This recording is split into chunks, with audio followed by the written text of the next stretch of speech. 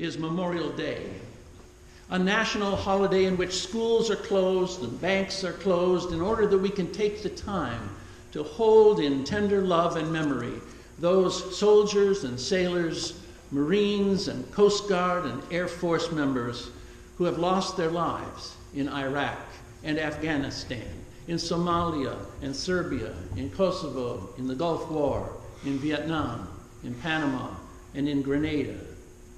Those are the wars that happened during my lifetime, as well as remembering those who lost their lives in battles in Europe and in the Pacific, in both of the world wars of the last century, and in the Korean conflict. For those persons' service and for their sacrifice, we are grateful. Dear God, bless them.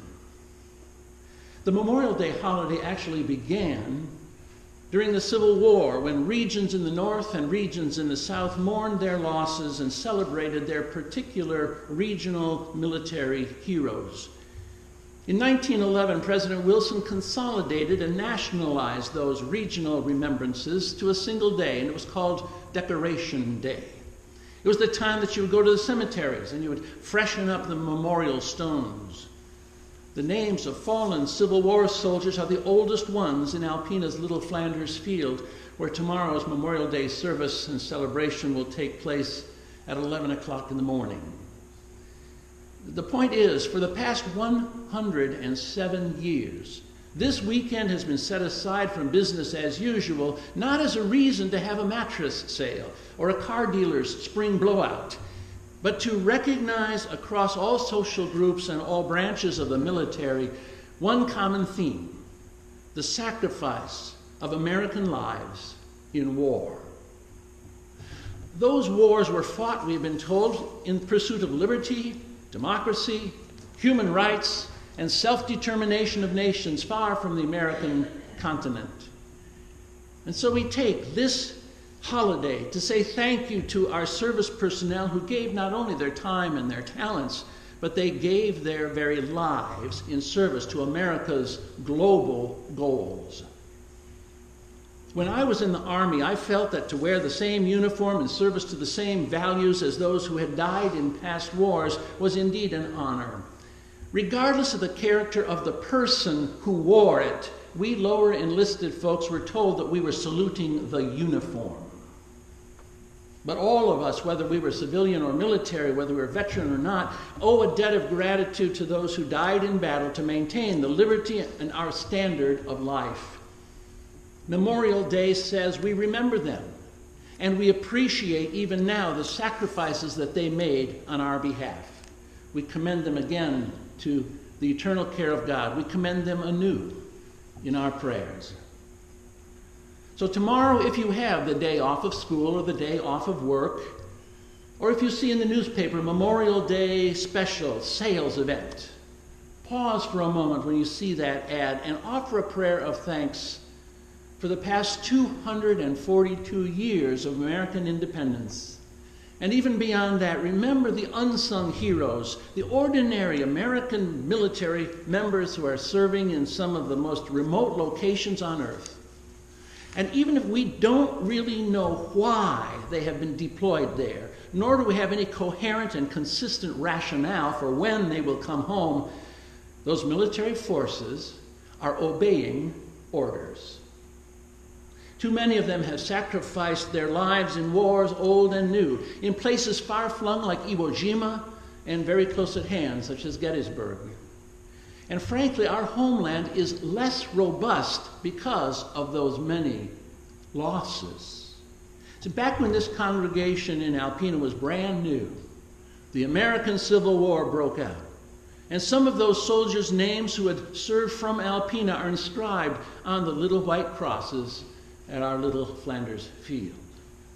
The Union Army lost 360,000 soldiers in the American Civil War, and the Confederacy lost another 260,000.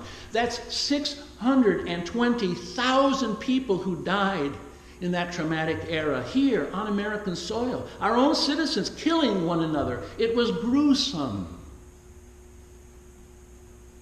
And we hope that our government leaders today will not be so flippant, so fast and loose in sending Americans into far-flung wars for no good purpose. I mean, American troops have been fighting and killing and dying in Afghanistan for 17 years already. And we ask, what for? There's been a return of American troops into Iraq. There's an escalation of airstrikes and fighting in Syria, not to mention the saber-rattling going on toward Russia and North Korea and supporting proxy wars against Iran. I'm sure you have been told that the First World War was called the War to End All Wars. And that was wishful thinking 100 years ago. More than 20 million people died in that bloody European chaos, including 116,000 Americans who were sent overseas.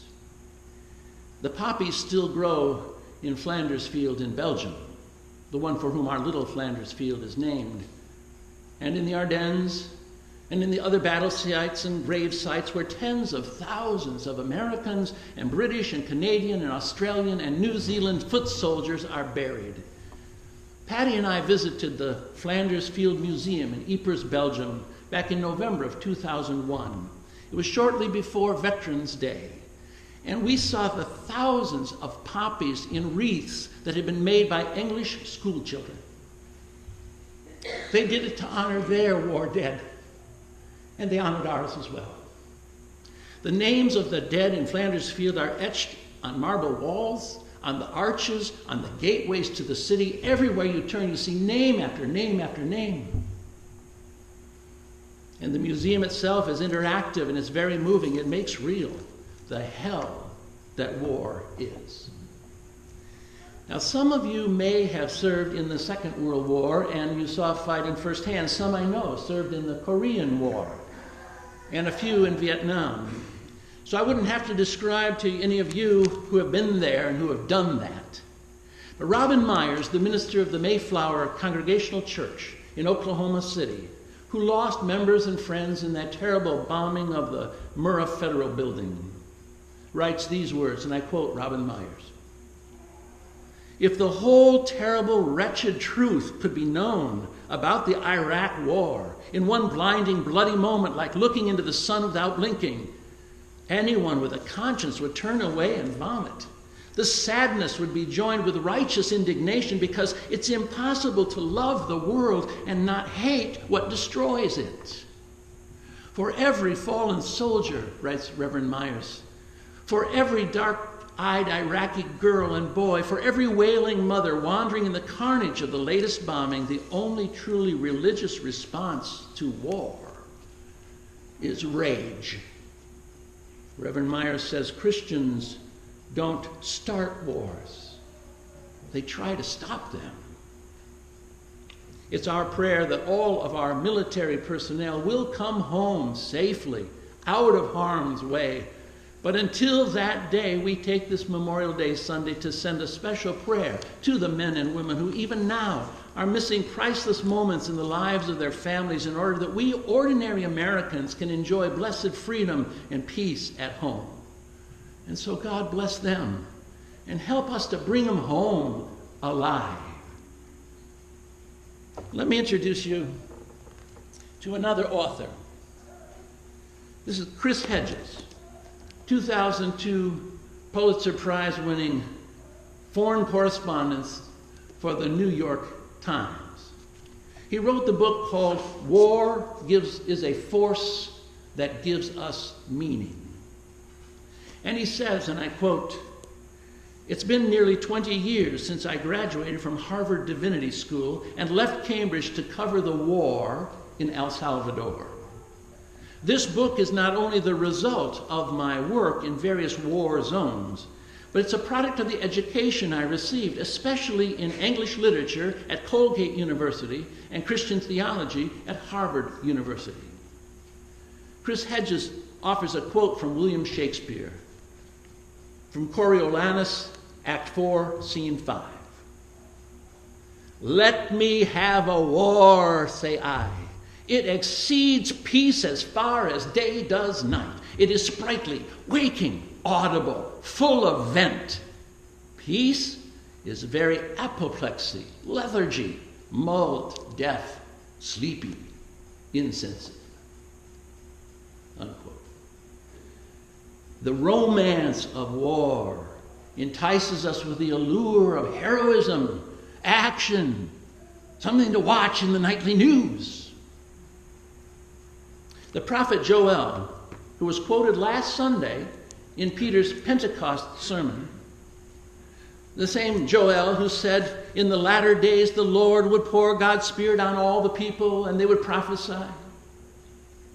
The prophet Joel also said these words that we heard this morning from Tom Grubaugh. Proclaim this among the nations. Prepare war. Stir up the mighty men. Beat your plowshares into swords and your pruning hooks into spears. And let the weak say, I am a warrior. These words are not as familiar as Micah's reversal of that order, but they speak to one side of the human propensity that desires war. John Rutter wrote an anthem. It's called Soldier Boy, 1985. And he based it on an old English poem in which a fair maiden sees a handsome young soldier in his coat so fine, and he asks, where are you going to? The young man replies, I am riding off to war, where the mighty cannons roar, where the golden bugles shine. O lady fair, be mine. And she promises she will wait for him. She'll wait until the leaves are green again, until the lilacs bloom again. For when there is an end to war, then he will come once more. But alas, there is